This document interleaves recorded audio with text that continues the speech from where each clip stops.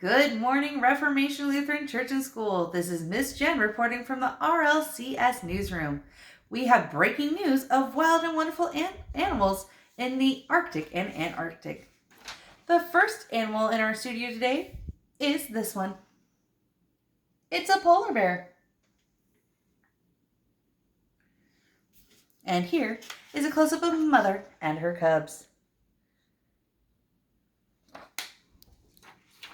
The polar bear has black skin, and though its fur is white, it is actually transparent. That means see-through and reflects the light.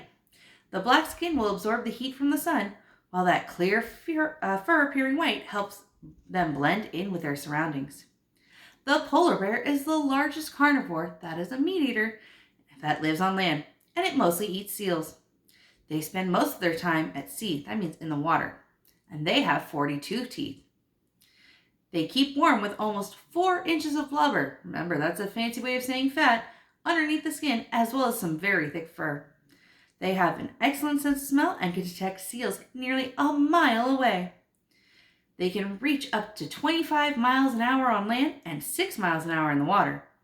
They are found at the North Pole, not the South Pole. They don't go near the penguins. They stay on 2 different sides of the earth, okay? And they give birth to their cubs, those are their babies, in dens and will stay in there for about 4 to 5 months. The cubs will stay with their mother for about 2 years. When the baby is born, it's really about the size of a stick of butter. That's pretty small. And though it doesn't have any fur and its eyes are closed, it's still taken care of very well by mom. Polar bears are not like other bears. They don't hibernate, but they go into what's called a winter sleep. It means they can be woken up pretty easily. But I wouldn't want to wake up a polar bear. That sounds a little too dangerous for me. The polar bear's fur is oily and water repellent. That means it helps keep the water off of it. So when it comes out of the water, it can shake all the water and any of the ice off of its body. Polar bears have wide front paws with slight webbed toes to help them swim. And they have rough surfaces on all of their feet on those pads to help prevent them from slipping on the ice. Wow, that was some wonderful news about you, polar bear. But I think I'm going to let you sleep for a little bit. I don't want to wake you up. Thanks for coming in. The next guest we have in our studio is this creature. What was that creature? It's a walrus. There we go. And here is a close-up of one of our fun walrus friends.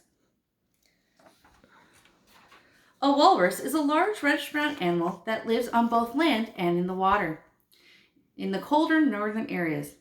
Walruses have tusks, whiskers, and flippers. Their tusks, which are actually really large teeth, keep growing as long as the walrus is alive and can get as long as 3 feet. That's 3 of those squares in our classroom. Both males and females have them and use them to dig into the ice and pull themselves out of the water, just like a mountain climber might use an ice axe to help pull him or herself up a mountain. They also use their tusks to punch holes in the ice so they can breathe when they're swimming. Male walruses use their tusks to fight other males for territory. That means they want to keep their area to themselves.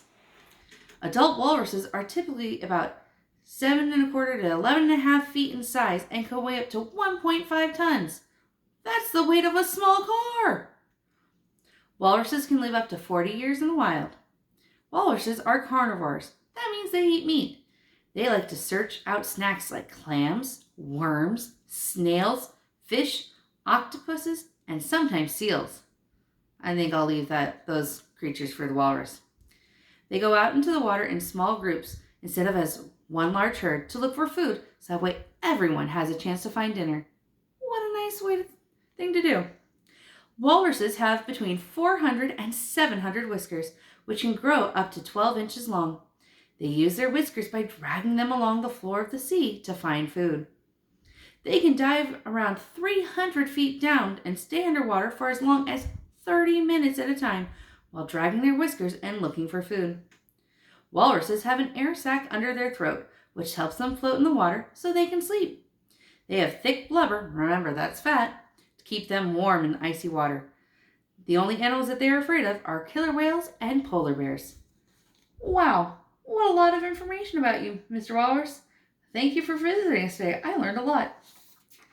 It's time for our next guest, and here's our next guest. Can you guess what it is? It's a seal. There we go. And here is a mom and her pup.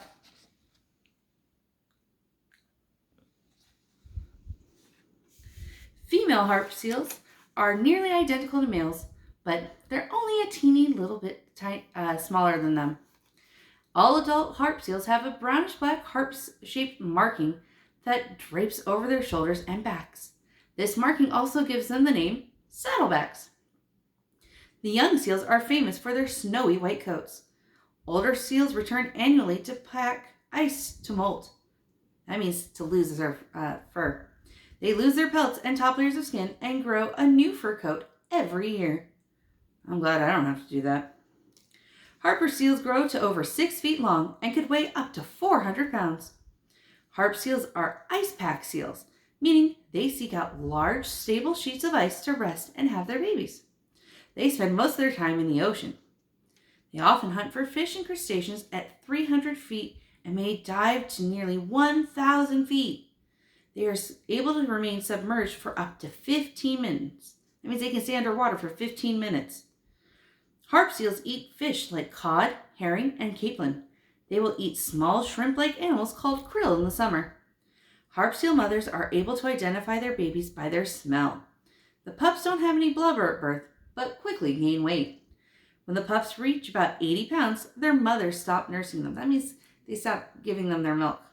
The pups go without food for about 6 weeks and can lose about half their body weight until they dive in and begin to hunt for themselves. Wow, you take good care of your pups. I'm glad that they have a mom like you. Thanks for stopping by. Well, friends, we have one last guest in our studio. Let's see what it is. Is this a penguin? No, not a penguin. Penguins live in the south. This is the north. It's a puffin. And here are 2 of our puffin friends.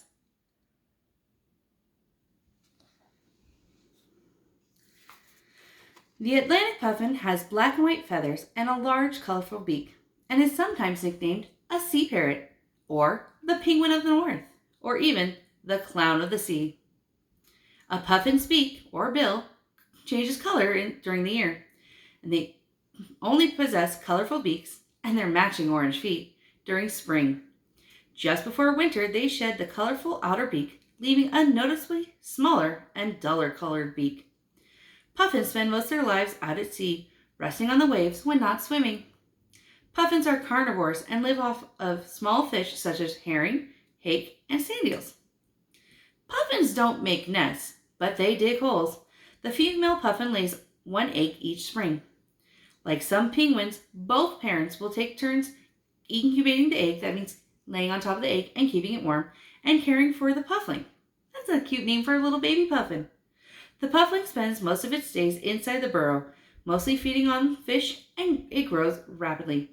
After 36 to 45 days, it is fully fledged and makes its way to the sea and does not return to the land for several years. Puffins cannot fly unless they have a view of the ocean. They also have trouble landing, often crashing into the water or rolling onto the grass, tumbling into any other puffins that may be in their way. Wow, you sounded a little bit clumsy like me, but I'm so glad to have learned all this information about you, Puffin. Thank you for stopping by our studio. Well, that's all from this segment. This is Miss Jen reporting from RLCS Newsroom. May God bless you and your family.